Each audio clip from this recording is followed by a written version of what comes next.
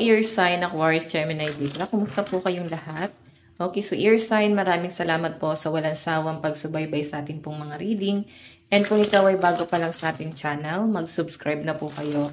And i-click mo na rin yung ating notification bell para lagi kang updated sa ating mga bagong upload. Okay, so ear sign, tingnan natin gabay. Kapalaran mo, ear sign, Aquarius, Gemini, Libra. Gabay, kapalaran po, Spirit Guide. Okay. Meron tayong Six of Swords. Lumilipad ang isip ng mga ear sign. Dami niyong iniisip. And sa pinapakita rin sa akin dito guys, ang dami mong plano. Pero positibo naman yung nakikita ko ng plano ng mga ear sign dito. Puro pag-i-invest yung nakikita ko rito ng travel. So I think yung iba sa inyo, iniisip mo na talaga dito is yung stability mo. Yung iba sa inyo guys, pwedeng meron kayong flight. Ayan, baka magbabakasyon. Okay, so ear sign, ayan, kung may nagpaplano magbakasyon dito, pwedeng pag-iipunin yan. Pag-iipunan, kasi tignan mo, Queen of Pentacles, pagtatrabahuan talaga. And, yun nga lang guys, sinasabi kasi sa akin dito, parang gusto mo na ng mga ear sign dito mag-invest talaga. Business, para kahit paano meron kayong pagkukulang ng source of income nyo. Tignan pa natin guys. Okay. So guys, meron tayong the sun. Okay. So guys, itong si the sun, someone talaga. Pero opportunity talaga to guys, the moon. Yun nga lang guys, kung makikita mo, yung bottom of the deck natin, the moon, secret, or pwedeng huwag ka daw muna masyadong mag-assume dito sa bagay na to. Kung merong mag-o-offer sa inyo, pwedeng mag-o-offer sa inyo travel abroad. Pwede mag-offer sa inyo ng trabaho abroad. Ang sinasabi dyan, ear sign, huwag ka muna masyadong maging pakakampante rito. Kasi tignan mo, pwede pang magbago yung isip nila. Pwede nasasabi lang nila itong mga pangako na to kasi excited lang talaga sila or natutuwa sila sa nangyayari sa buhay nila. So, pwede ikaw, di ba, naapektuhan ka ng blessing alam mo yung blessing nila, pero since nakakapagbitaw sila guys ng pangako, dala lang din guys na sobrang emosyon, sobrang saya.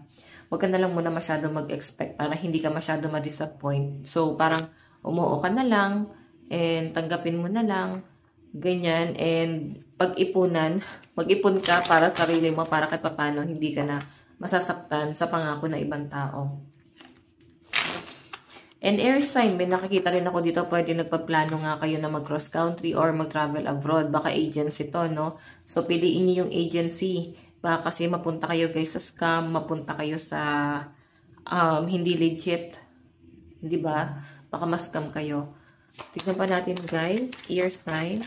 Meron tayong Knight of Cups. May mga ear sign dito na parang nagpo-focus na kayo sa health mo. Ano ba to? May mga plano bang mag-diet, mag-exercise? Yan yung nasasagap po dito, ear sign. Knight of Cups. Okay. Sige, tignan pa natin, guys.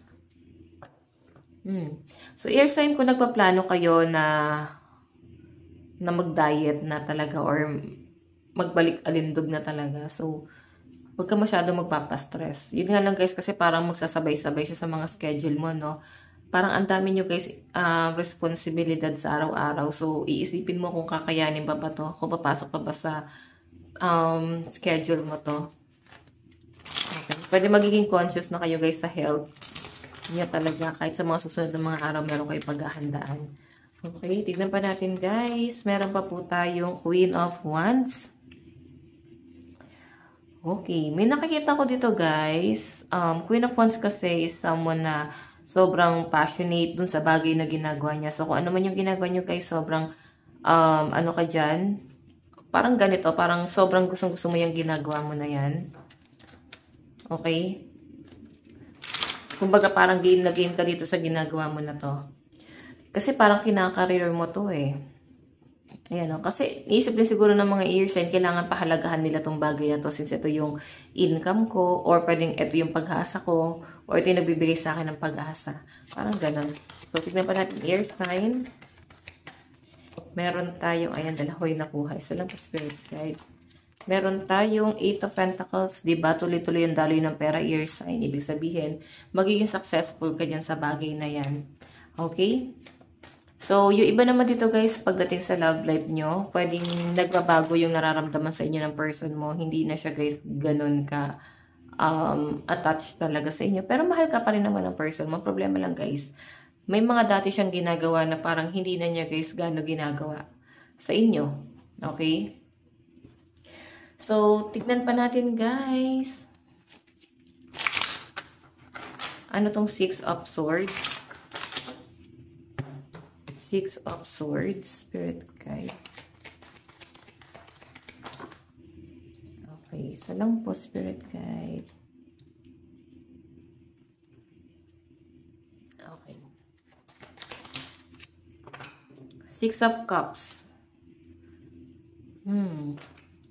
So, eto guys, 6 of Swords, nostalgia, old friends, innocence. Pwedeng meron kang naaalala na kaibigan na nakakasama mo mag-travel, nakasama mo sa kasiyahan. Pwedeng yung bonding nyo kasi guys is hindi na katulad ng dati. Pwedeng parehas na kayong nabibusy.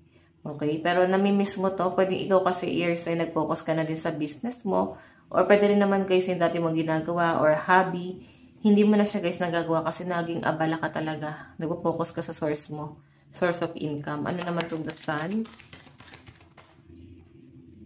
Meron tayong 3 of Wands. So guys, ito ha, worth it yung pag-aantay ng mga air sign. Sa malinaw na nasasaga po dito, kung meron kang inaantay, worth it yan guys. Ibig sabihin, may maganda talagang mangyayari or makikita mo talaga yung resulta.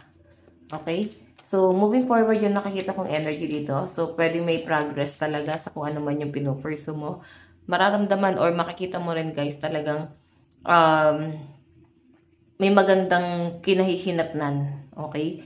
So, air sign, ang pinapakita sa akin dito, tuloy-tuloy na yung paghakbang mo dito, no? Kumbaga, magtutuloy-tuloy na itong magandang plano sa inyo ni universe. Tignan naman natin ano itong Knight of Cups.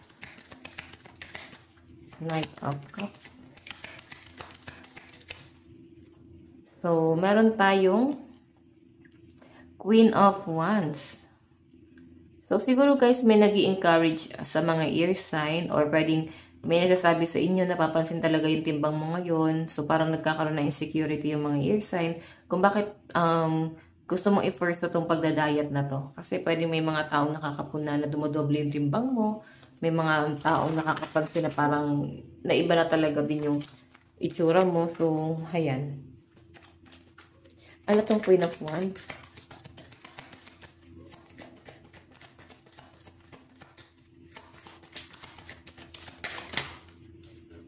Okay. Meron tayong the High Priestess.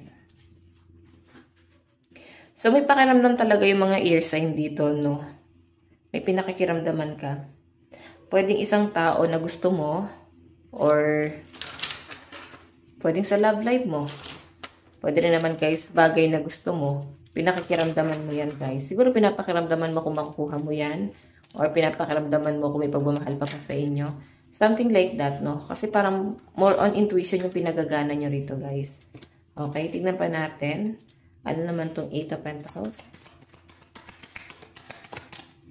Meron tayong Page of Wands.